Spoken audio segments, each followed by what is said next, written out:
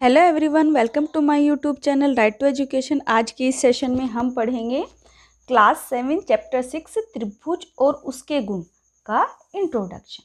देखिए स्टूडेंट्स, इसमें हम लोग जो त्रिभुज है उसके बारे में जो भी उसकी प्रॉपर्टीज़ हैं, जैसे वो कितने प्रकार का होता है, किस पे बेस्ड है, ये सब हम लोग इस चैप्टर में पढ़ेंगे।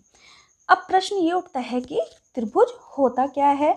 हम लोग देखिए छोटी क्लासेस से ही हम लोग देख लेते हैं कि त्रिभुज क्या होता है, हम लोग पढ़ते आ रहे हैं। इसके नाम में ही इसकी डेफिनेशन छिपी हुई है। त्रि का मतलब होता है तीन और भुज का मतलब होता है भुजा यानी कि साइड्स, यानी कि जिसकी तीन भुजाएं होती हैं वो त्रिभुज कहलाता है। देखिए यदि मैं ये तीन भुजाएं कर दूं तो ये त्रिभुज नहीं होगा। इसकी डेफिनेशन में बंद यानी कि क्लोज आना बहुत ज़्यादा ज़रूरी है। यानी तीन भुजाओं से बनी बंद आकृति को त्रिभुज कहते हैं। वो त्रिभुज कैसा भी हो सकता है स्टूडेंट्स। माना ये त्रिभुज है, ये तीनों तरफ से बंद है, तो ये किसी भी तरह का हो सकता है। देखिए आप किसी भी एंगल से कुछ भी बना सकते हैं, बस ये बंद आकृति होनी चाहिए। तो इसकी डेफिनेशन क्या होगी? तीन रेखाखंडों से बनी एक बंद आकृति को हम लोग त्रिभुज कहते हैं। अब ये त्रिभुज किस किस चीज़ से मिलकर बना होता है, अब हम लोग ये देखेंगे। देखिए मैंने एक यहाँ पर त्रिभुज बनाया है। अब मैं इसके नाम रखूँगी, ये ए, बी और सी। हम लिखेंगे किस तरह से इसको? पहले त्रिभुज का एक साइन बनाएंगे इस तरह से, ये त्रिभुज है और इसको लिख देंगे त्रिभुज ए बी सी। अब आती है इसकी भुजा।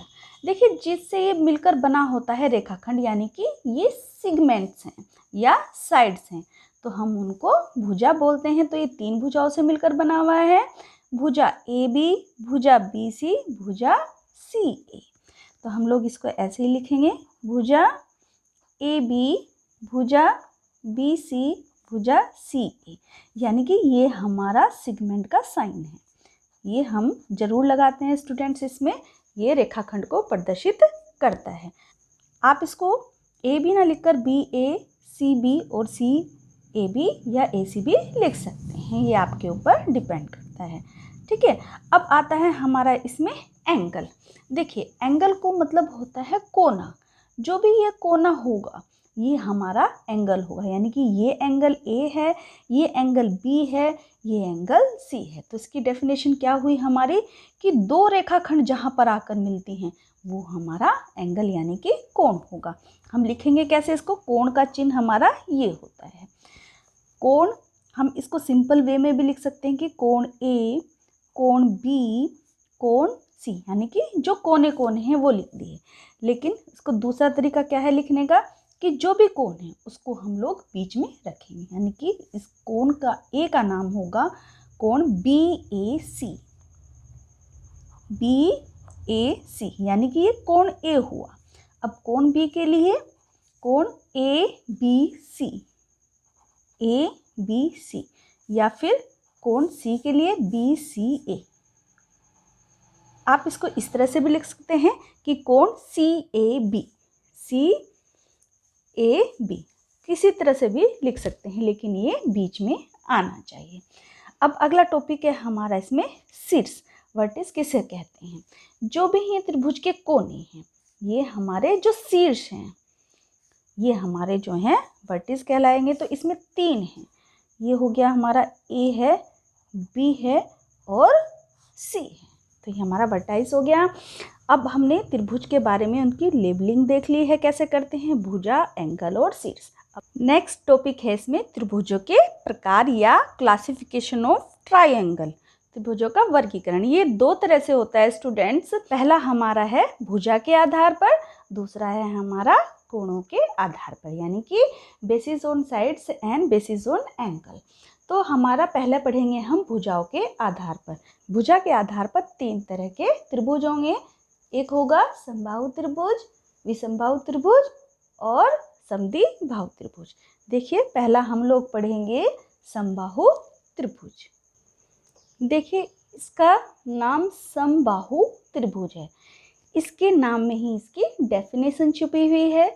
सम का होता है समान और बाहु का मतलब भुजा है, जिसकी तीनों भुजाएं समान हो, तो वो क्या कहलाता है? हमारा समबाहु त्रिभुज, इक्विलेटरल ट्रायंगल कहलाता है। जैसे माना देखिए आपका ये त्रिभुज है, इसमें आपकी ये 3 साइड्स हैं, ये तीनों साइड्स हमारी इक्वल हैं। यानी कि मैं इसका यदि लेबलिंग करूँ A B C, तो A भी इक्वल होगी BC के और BC इक्वल होगी AB की। तो जब इनकी ये भुजाएं इक्वल होगी तो इनके ये एंगल जो साइड में बने हुए हैं ये भी इक्वल होंगे। देखिए मैंने तीनों समान भुजाओं का एक त्रिभुज बनाया है, इसकी लेबलिंग की है ABC।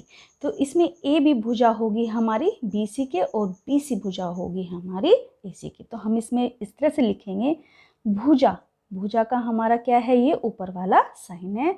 भुजा AB बराबर भुजा BC बराबर AC, यानी कि ये तीनों इक्वल होंगी। जब ये तीनों इक्वल होंगी तो इनके कोण भी इक्वल होंगे। अब देखिए हमें पता है कि त्रिभुज के तीनों कोणों का योग 180 होता है। तो हमारा ये प्रत्येक कोण कितने का हो जाएगा? माना हमने ये x माना है, तो x plus x plus x is equal to कितना है? हमारा तीनों भुजाओं का कोण 180 है। तो ये 3x इजकल टू हो जाएगा 180 और x हो जाएगा 180/3। तो इस तरह से ये हमारा एक कोण जो हो जाएगा 60 डिग्री का हो जाएगा।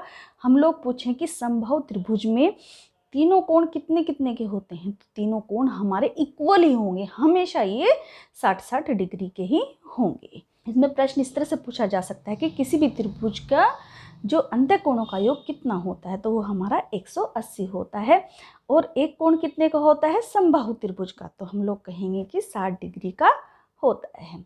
ठीक है, कुछ भी पूछ सकते हैं इसमें, ये निकालने कर आप इसको बता देंगे। भुजाओं के आधार पर हमारा दूसरा त्रिभुज है समद्विबाहु त्रिभुज। देखिए इसके नाम में ही इसकी डेफिनेशन छिपी है। सम का मतलब समान, द्वि का मतलब दो, बाहु का मतलब भुजा। जिस त्रिभुज की दो भुजाएं समान हो उसको हम लोग समद्विबाहु त्रिभुज कहते हैं। वो किसी भी तरह का हो सकता है स्टूडेंट्स, ये नहीं है कि वो एक ही तरह से बना होगा। देखिए आप, ये मैंने बनाया है, ये त्रिभुज है, ठीक है। मैं इसको लेबलिंग करती हूँ ABC। तो आप देखिए AB भुजा हमारी BC भुजा के बराबर है, यानी कि सिर्फ इसमें दो भुजाएं हमारी बराबर है, तीसरी नहीं है। तो इसमें यही कंडीशन है कि इसकी दो भुजाएं इक्वल होनी जरूरी हैं। तो ये एंगल आप किसी तरीके से भी हो सकता है स्टूडेंट्स। आप चाहे तो इसको ऐसे बना सकते हैं, ये दो भुजा बराबर हैं, या फिर इसको ऐसे भी बना सकते हैं, ठीक है। तो ये भुजा इसके इक्वल है, या आप इसको किसी तरीके से भी बनाएं, लेकिन इसकी दो भुजाएं हमारी समान होंगी। देखिए ये भुजा इसके इक्वल है। दो भुजाओं में यदि आप 5 है ये, तो ये भी हमारी 5 ही होगी, और तीसरी हमारी अलग होगी, ठीक है।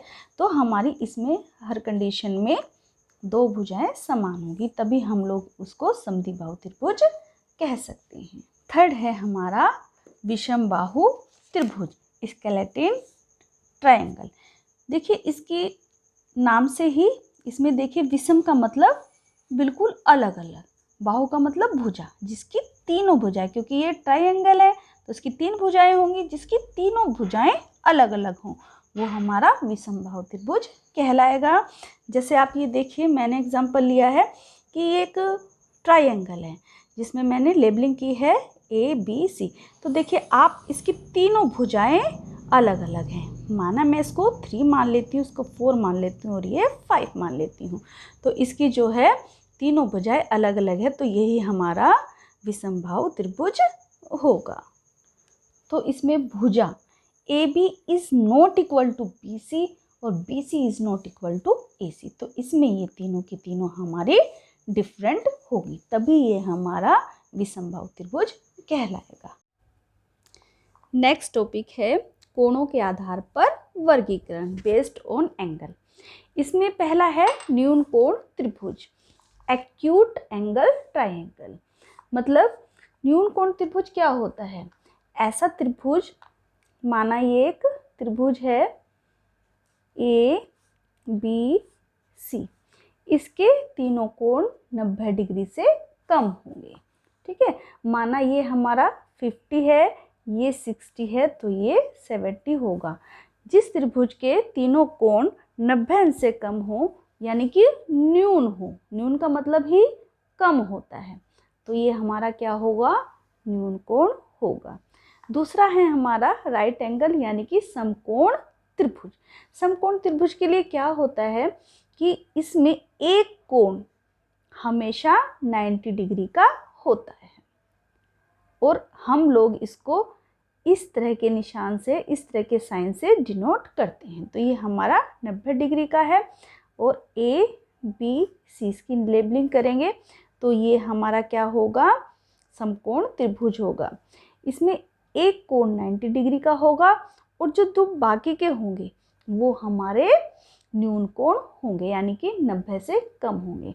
अब आप देखिए, जैसे त्रिभुज है तो त्रिभुज के तीनों कोणों का योग 180 डिग्री होता है। जब एक का ही 90 डिग्री हो गया तो जो वो दो होंगे वो 90 में ही डिवाइडेड होंगे, यानी कि वो 90 अंश से कम होंगे। थर्ड है अधिक कोण त्रिभुज, ऑब्टूस एंगल ट्राइंगल। तो इसमें क्या होगा, इसमें भी 90 अंश है, जैसे ये 90 डिग्री है, ये 90 अंश से कम है, 90 डिग्री का होगा। इसमें एक कोण 90 डिग्री से ज़्यादा का होगा, यानी कि ये वाला एक कोण जो है इस त्रिभुज का, माना ये त्रिभुज है ए बी सी, तो इसका एक कोण जो है 90 डिग्री से अधिक होगा और जो दो कोण होंगे बाकी वो 90 डिग्री से कम के होंगे। तो ये हो जाएगा हमारा अधिक कोण त्रिभुज, यानी कि ये अधिक है 90 से तो ये अधिक कोण हो गया, ये 90 का ही है, ये समकोण हो गया, और जो 90 से कम के हैं वो हमारे न्यून कोण हो गए। नेक्स्ट टॉपिक है हमारा माध्यिका, मीडियन ऑफ अ ट्राइंगल। देखिए माध्यिका से ही पता चल रहा है, यानी कि मीडियन बीच का पार्ट। अब देखते हैं कैसे। माना एक ये त्रिभुज है आपका, आपको बताना है कि इसका मीडियन क्या होगा, तो इसकी लेबलिंग कर लेते हैं पहले ए बी सी। तो हमारे इस त्रिभुज में तीन शीर्ष हैं, ए है, बी है और सी है।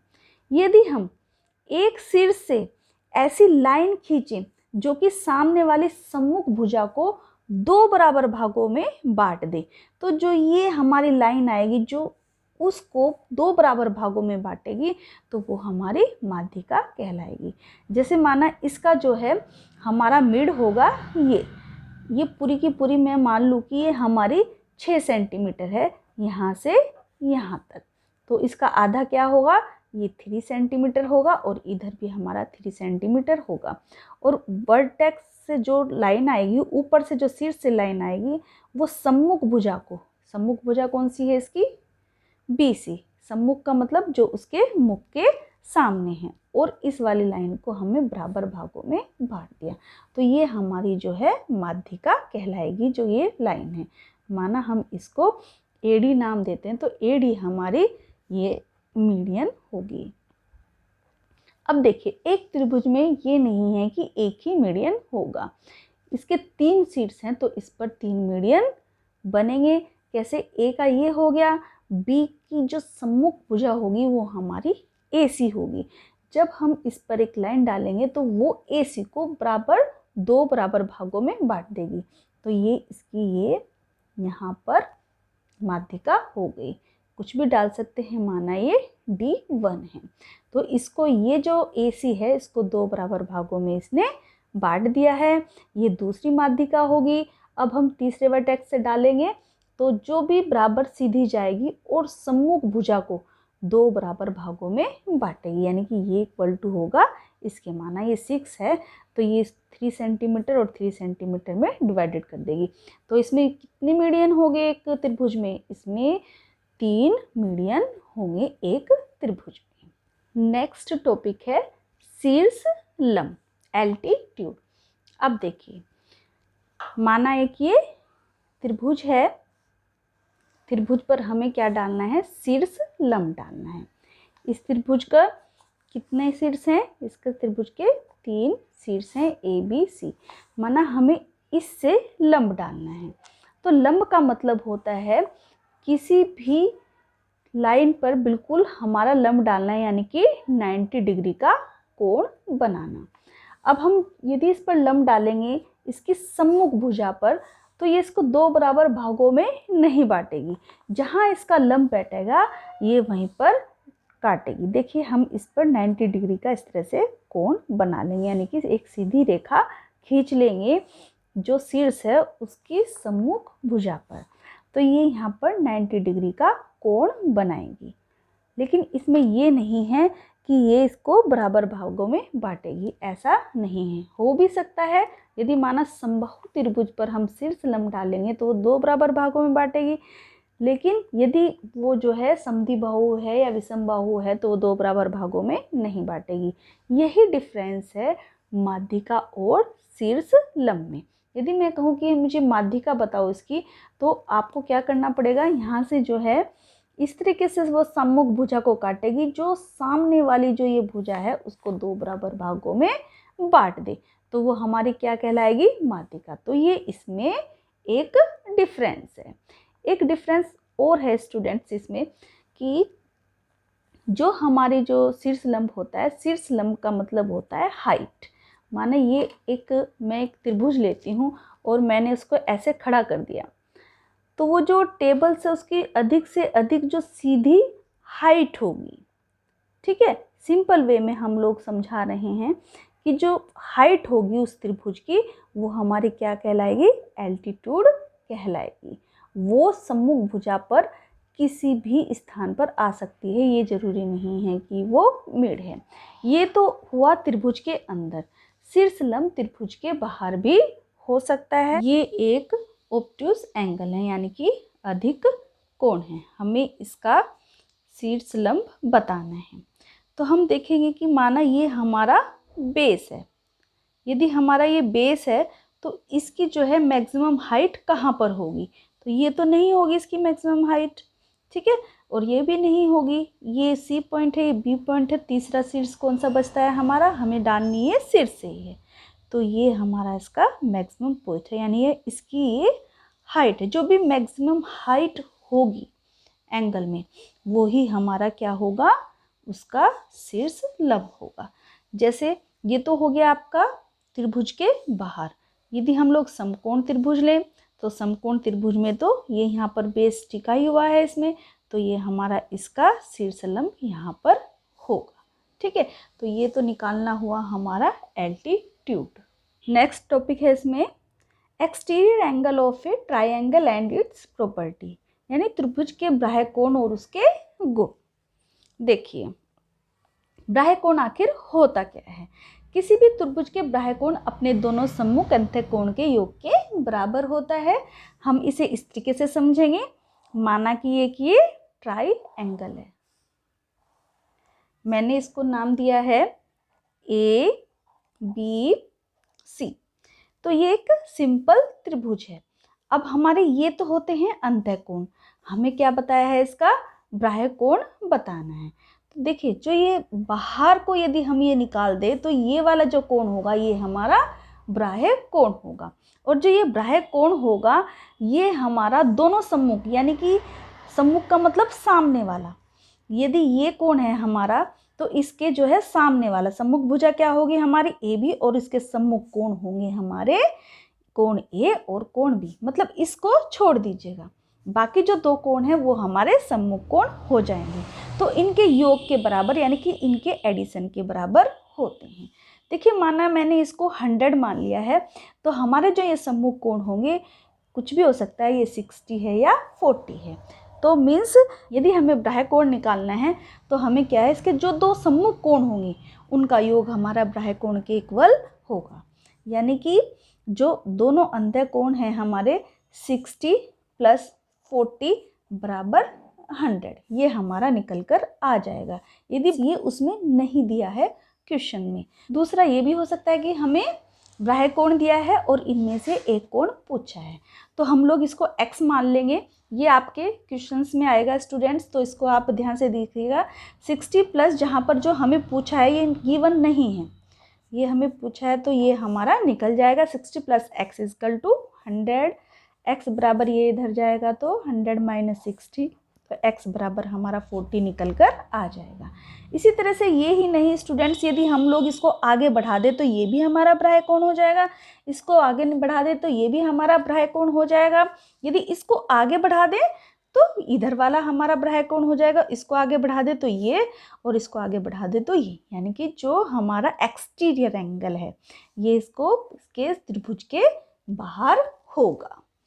ठीक है, और ये हमारा कोई भी इसके बाहर हो सकता है। यदि हमें दो चीज़ दी हुई है तो हम दूसरा जो है एंगल निकाल सकते हैं, कुछ भी पूछ सकते हैं। यदि माना एक ये पूछना है और ये दिया है तो हम लोग जो है ये दो चीज़ दी हैं तो ये वाला हम निकाल सकते हैं।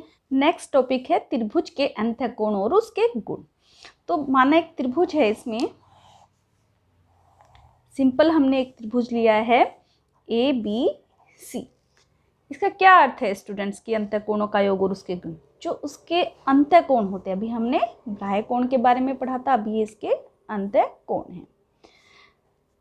तो इनके कोणों का योग 180 डिग्री होता है। माना मैं इसको 1 मानूँ, इसको 2 मानूँ और उसको 3 मानूँ, या फिर ABCD आप कुछ भी मान सकते हैं। तो कोण 1 प्लस कोण 2 प्लस कोण 3 इक्वल टू हमारा आ जाएगा 180 डिग्री, यानी कि सम ऑफ 3 इंटरनल कोण इज इक्वल टू 180 डिग्री। तो इसमें स्टूडेंट्स ऐसे आ सकता है हमारा क्वेश्चंस की, हमें जो है एक तो सिंपली आ सकता है कि हमारे त्रिभुज के अंतः कोण का योग कितना होता है, तो 180 डिग्री होता है। इससे कोई फर्क नहीं पड़ता है स्टूडेंट्स की त्रिभुज हमारा छोटा है या त्रिभुज हमारा कैसा ही है, उसके सभी अंतः कोणों का योग हमेशा 180 डिग्री ही होगा।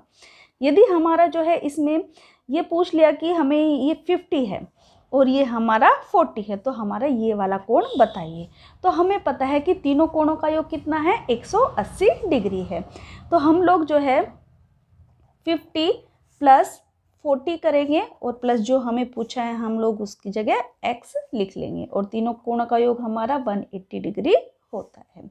तो ये 90 प्लस हो जाएगा हमारा x इक्वल टू 180, x बराबर 90 जब हमारा इधर जाएगा तो ये हो जाएगा 180 माइनस 90, तो x हमारा निकल कर आ जाएगा 90।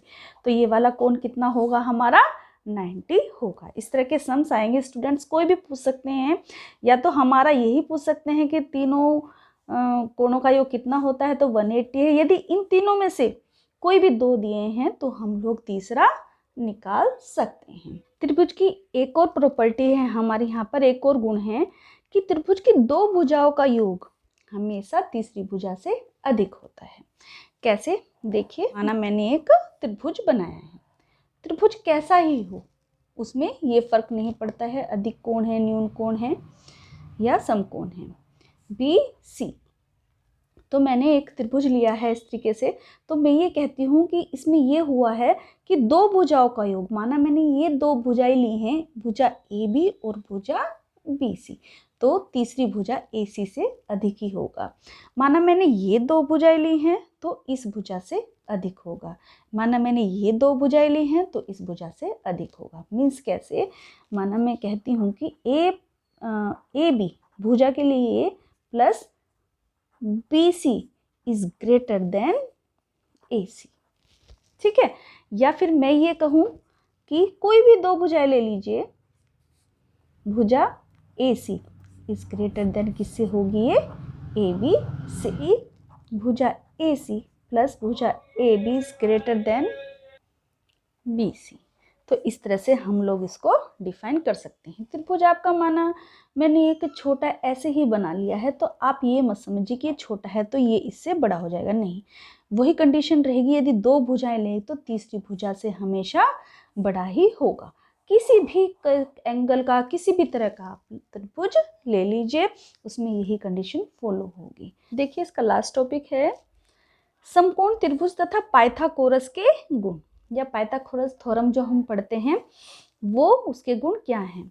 ये हमेशा राइट एंगल यानी कि समकोण त्रिभुज पर ही लगती है। देखते हैं कैसे। माना ये एक मैंने समकोण त्रिभुज बनाया है और इसका नाम रखा है ABC, ठीक है। तो इसमें ये जो दो भुजाएं होती हैं, ये हमारा 90 डिग्री का एंगल हो गया, तभी ये हमारा समकोण त्रिभुज होगा। तो ये जो दो भुजाएं होती हैं, तो ये सामने वाली भुजा के वर्ग के बराबर होती हैं। ये सामने वाली भुजा क्या कहलाती है? ये हमारी कर्ण कहलाती है। इसकी डेफिनेशन हम ऐसे भी कर सकते हैं, कर्ण पर बना वर्ग बराबर भुजाओं पर बने दो वर्गों का योग। देखिए ये जो बाकी ये जो दो भुजाएं हैं, इसके वर्ग के बराबर होगी, इनका भी वर्ग होगा। जैसे example AB square plus BC square बराबर, ये हमारा क्या है? कर्ण AC स्क्वायर के बराबर होगा। माना मैं इसको, इस भुजा को A मान लेती हूँ, इसको B मान लेती हूँ और इसको C मान लेती हूँ, तो ये इस तरह से भी हो सकता है, A square plus B square बराबर C स्क्वायर। एग्जाम्पल के तौर पर देख लेते हैं, क्योंकि इस तरह के क्वेश्चंस हमारे एक्सरसाइज में आएंगे। माना है मैंने एक ये भुजा 5 ली है और दूसरी भुजा मैंने 12 ली है, तो हमें इसका कर्ण निकालना है, कितना होगा। तो A की जगह हम क्या रखेंगे? 5 रखेंगे और 5 का स्क्वायर होगा ये, प्लस B की जगह 12 का स्क्वायर बराबर, ये हमें फाइंड करना है, इसको जो का त्यों लिख देंगे। तो ये आ जाएगा हमारा 5 पंजे 25 और 12 का वर्ग होता है 144, तो ये आ जाएगा हमारा C का स्क्वायर, इसको जो का त्यों लिखेंगे। ये जोड़कर आ जाएगा हमारा 9, 6 और 169 का स्क्वायर। अब देखिए हमें C स्क्वायर ना निकाल कर हमें C निकालना है, तो ये C स्क्वायर का मतलब C गुना C हुआ। जब इसको हम इसका स्क्वायर हटाएंगे तो इधर की साइड रूट आ जाता है, तो यानी कि 169 का रूट हो जाएगा किसके बराबर? C के बराबर। और 169 किसका रूट होता है? 13 का रूट होता है। तो हमारा कर्ण क्या निकल कर आया है यहाँ पर? 13। ठीक है स्टूडेंट्स, इस तरह से हमें जो है यदि कर्ण दिया है और एक भुजा दी है तो हम लोग दूसरी भुजा निकाल सकते हैं। और दो भुजा दी थी कर्ण, तो हमने यहाँ पर निकाल कर दिखाई दिया। यदि ये बेस दिया है और हमें ये पूछा है और कर्ण भी दिया है, तो हम लोग ये नम निकाल सकते हैं। ठीक है, इस तरह से आपका इंट्रोडक्शन खत्म होता है इस चैप्टर का। अगले एक्सरसाइज में हम 6.1 एक्सरसाइज देखेंगे। Thank you.